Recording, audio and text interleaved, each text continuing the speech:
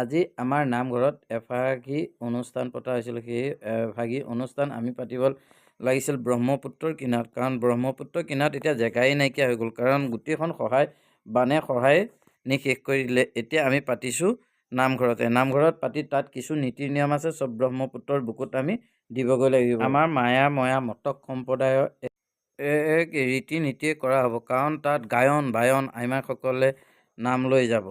আই নাম বলকচোন এতিয়া আমি আমাৰ নামঘৰৰ ভিতৰলৈ যাওঁ।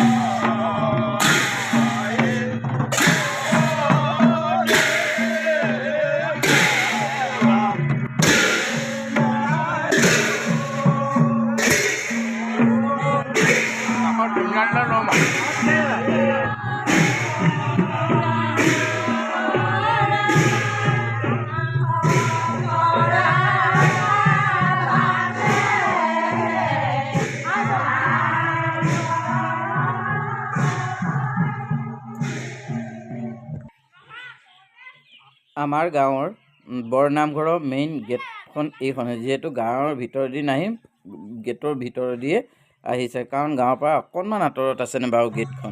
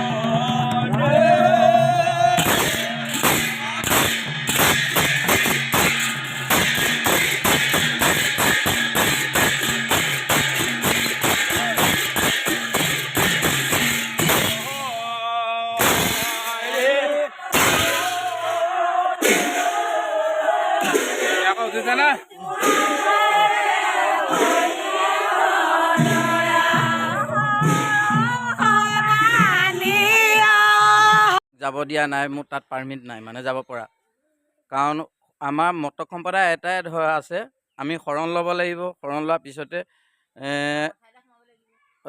ধৰ্ম ঠাইত মানে ডাঙৰ ঠাইত সোমাব লাগিব, তেতিয়া আমি এনেকুৱা এটা অনুষ্ঠানত যাব পাৰিম। এতিয়া আপোনালোকক মই দেখাব পৰা নাই, যিটো ব্ৰহ্মপুত্ৰৰ মেইন জেগাত শৰাই দিছিল, তাত দিব পৰা নাই, কাৰণ আমাৰ ভকতসৱে এতিয়া নামঘৰৰ পৰা গায়ন বায়ন কৰি ব্ৰহ্মপুত্ৰৰ কিনাৰত শৰাই দিব, তাত বিসৰ্জন দিব, যেন গৰাটো ইমানৰ পৰাই আঁতৰি যাওক বুলি সকলোৱে আশীৰ্বাদ কৰিব দেই। গৰাটো যেন আৰু আঁতৰি যাওক বুলি আপোনালোক সকলোৱে আশীৰ্বাদ কৰিব, আৰু ভিডিঅ'টো যিমানে পাৰে আপোনালোকে শ্বেয়াৰ কৰিবচোন, কাৰণ মুখ্যমন্ত্ৰীৰ হাতত পৰকগৈ।